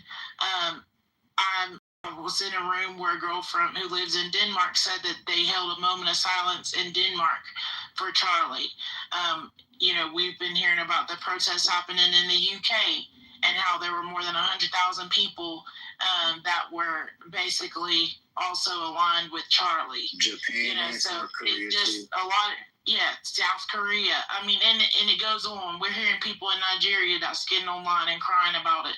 So it just seems like they're trying to, make this into something else. So that was a good point you brought up, right? So let me ask you a question, and let's be for real. Like, don't do no phony shit. The black community, how privy was the black community to Barack Obama before he started running for president? Was the black community following Barack Obama? Let's just be for real. You asked the same question. What's your point? No, I wasn't privy to how's it relate? Okay. I'm trying to even give a fuck. We was like, we was